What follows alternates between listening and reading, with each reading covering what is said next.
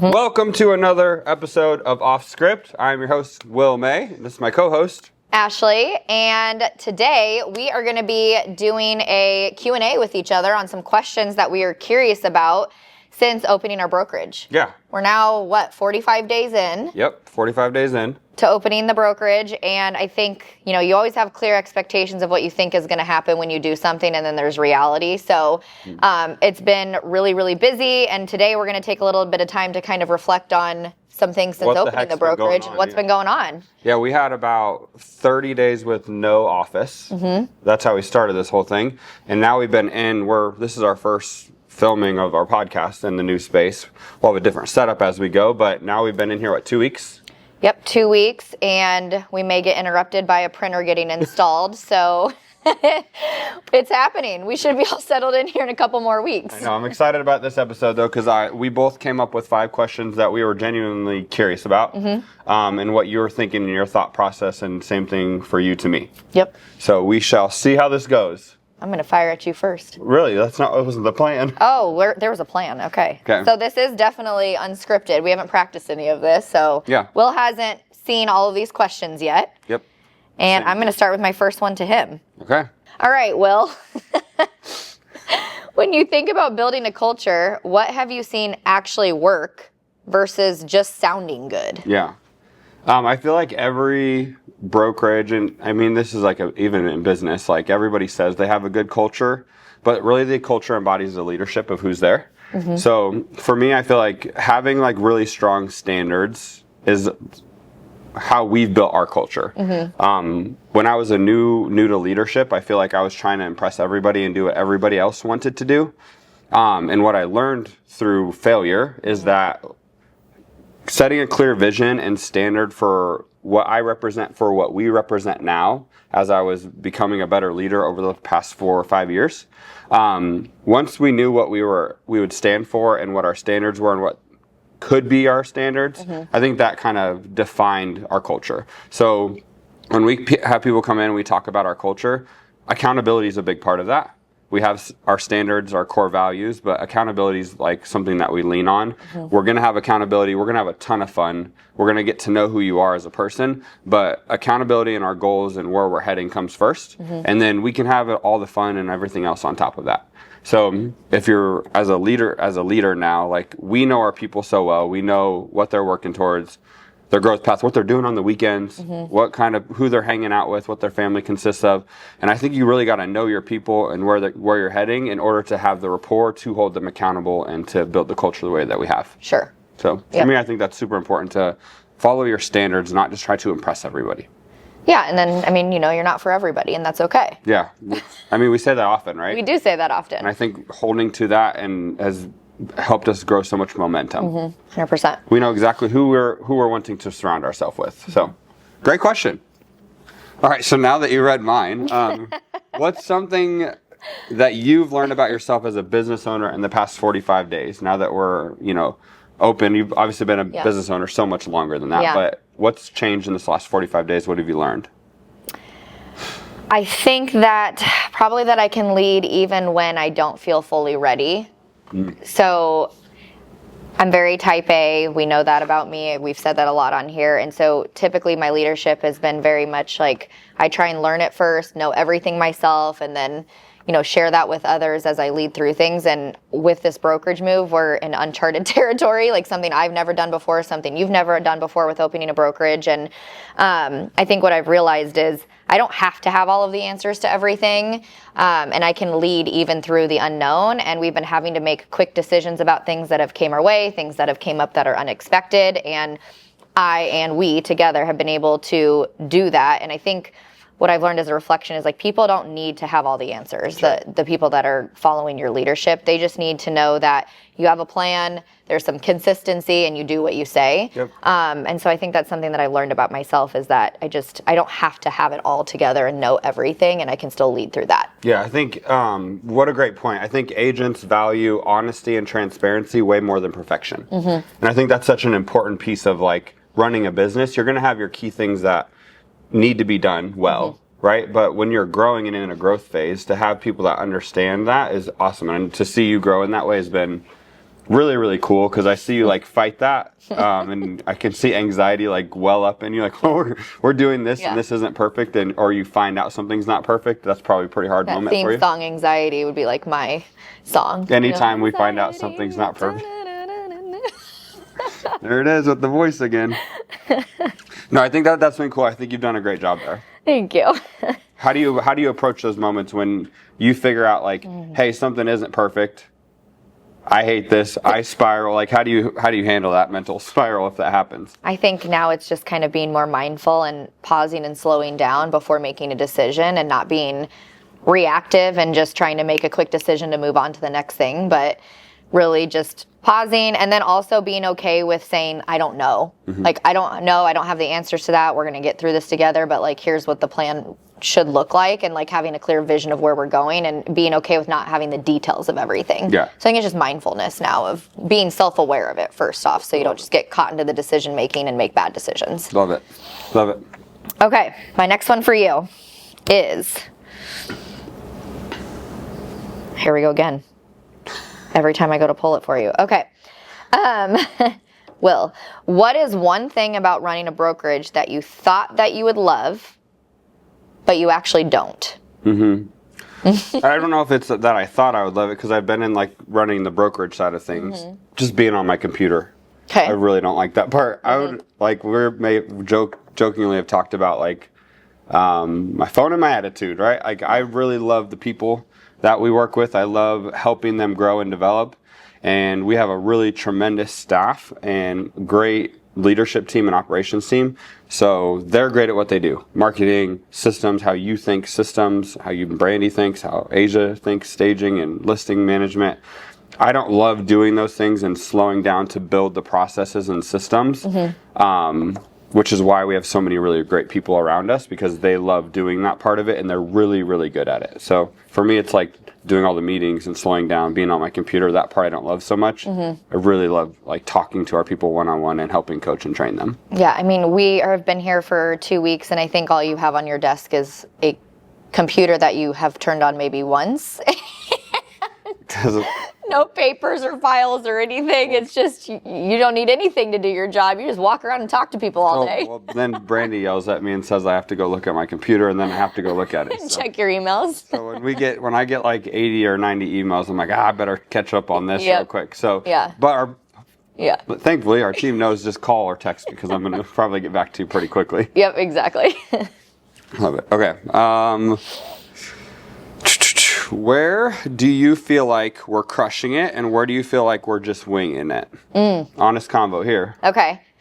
I feel like we're crushing it in culture and collaboration. I've always said we have a great culture, and I feel like coming over here has reinvigorated that again, just being in like a new, fresh space, in our own space, and bring to kind of pull our team out of somewhere else and transplant it here, but then start our own thing. Yeah. And then we've already brought on a few great agents into our sphere and a few more that are coming on that have kind of prematurely been in our environment. And I just feel like the energy is different. The agent's headspace is really, really positive. They're in a good place. Everyone's excited about being in a new spot. So I feel like we still have like that culture and collaboration. I feel like we're crushing it there. Yeah. I think where there's areas for improvement, honest conversation would probably be we're working on just like onboarding and systems and getting them all to work together now with our new model, because we had everything built for a core model and shared services, and not everything translates perfectly to the independent model. And so we have all of the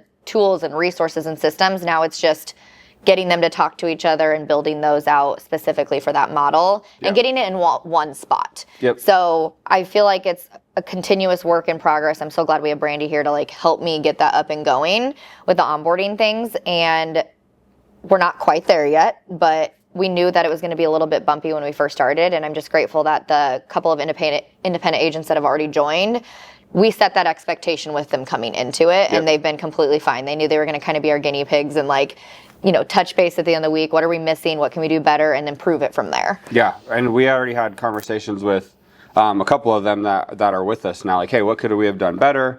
Know that it's going to be a bumpy ride. If you want to wait a month until we get some more stuff figured out, you can. And they were like, nope, we trust you guys. You'll figure it out. And it goes back to honesty and transparency, right? Like, hey, we probably struggle in this area and we're going to get better. And I think having that has helped us like build a lot of rapport with our team and our culture. All right, Will. Number 3 for you. What is your biggest surprise when it comes to agent behavior versus expectations? Biggest surprise, I think, in that, just like with working with so many agents this long, is like the lack of urgency sometimes. Like, I feel like a lot of times people have like these really, really big goals, and it's easy to set those big goals, but when time comes to execute on them, I don't like, it's hard for me sometimes to like slow down and I do it now, but have empathy enough to understand what somebody may be going through.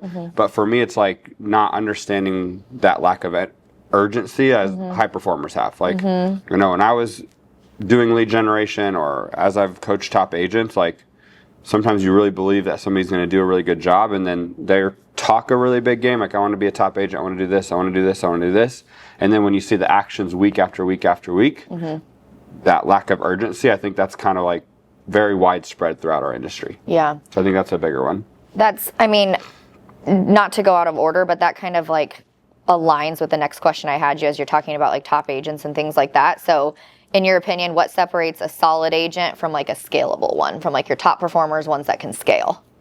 Yeah, mindset, execution, like being able to do what you say. I think a lot of times when you speak something out loud, like I'm going to set 2 appointments, I'm going to talk to 50 people, I'm going to talk to 75 people this week. When you set a goal, your high performers execute on it no matter what, like as if it's non-negotiable. Right? Yeah, it's a non-negotiable. I said this, so I'm going to do this. So honoring your word is one thing. And then when you say the word scalable, like being able to think in systems and become a leader, another big, you can have a really, really great agent and a high performer that's a really, really poor leader or a poor business owner. Yeah.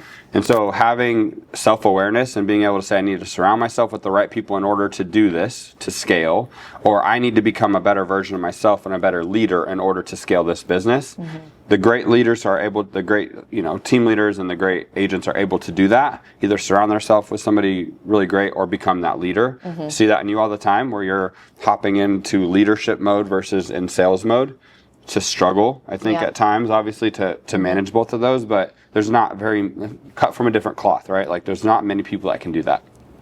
Yeah, that's good. So I think that's like, for me, it's execution and mindset and be able to be self-aware or become a really great leader. Yeah, and I think just saying that, like, I'm really excited about some of the people that we get to be working with, because for some people, they want to stay a solo agent forever and just become a really high top producing agent, which is completely fine. But then there's others that want to build teams and systems and grow and scale that, which I'm really excited for, because we haven't been able to really like lead that yet together. Yeah. Because you helped me do that with our own team. Yep. And now we get the opportunity to be able to do that for somebody else. Yeah, and we've done a lot of that in the past year, and we've failed in certain areas, and we've tried things that didn't work. We tried things that did work and are in progress of working now. So being comfortable with that, I think a lot of people will get caught up in like, this didn't work, that failed, I'm a failure, and take all that personally. Yeah. Instead of realizing like, hey, we're all going to make mistakes along the way. And I think we shrug off mistakes so well. Like, something doesn't work, we just keep moving. Yeah, you kind of have to be like a goldfish, I feel like. And like, if you're a high performer, you just do, like, you got, for 10 seconds is their attention span, I think is what they say, and then they forget things. And you kind of have to be that, like, with rejection and failure and all that, like, be a goldfish, forget what happened and just move on. Try something new. And then have like an incredible amount of confidence in who you are and what you bring to the table. And I think, again, our top agents here, the people I've been around, like, they know exactly their value, what they bring to the table as a person as well as an agent, and they're able to verbalize that to people. Yeah. Cool. Alrighty. I like that one. This is a good one for you. Okay. Your comfort zone. How has leading a brokerage together changed how you see me as a partner and leader? So for me, I think it's made me appreciate you more and how you lead with, I would say, probably like steadiness and calmness. It's made me appreciate you a lot, because I feel like when things get really, really tense or high pressure or financially, like whatever that is, I feel like you bring a very calm demeanor. And so I'm getting to see like the emotional intelligence side of you, where you really, really pick up on how others are feeling and acting, and you're a very observant person. And I feel like that helps you make really, really good decisions in times of stress or tense moments. So I feel like it's made me appreciate you more, and then also just have more confidence in continuing to lead with you and like build where we're going because of how you lead. Cool. I had asked you on camera, so you said something nice. It's funny because I think our dynamic works really well, because I view you as like a good word, trailblazer. Like you're blazing the trail and leading us while being in the business and actively selling still. Like you're doing the front of the pack work, right? Like you're guiding us into this area we've never been before. So for me, it's really important to watch what's happening and watch what's happening with you. Look at the cues that are happening in terms of like your emotions and are you irritable and what's going on with you, because that's going to affect the rest of what we're doing, right? So 100%.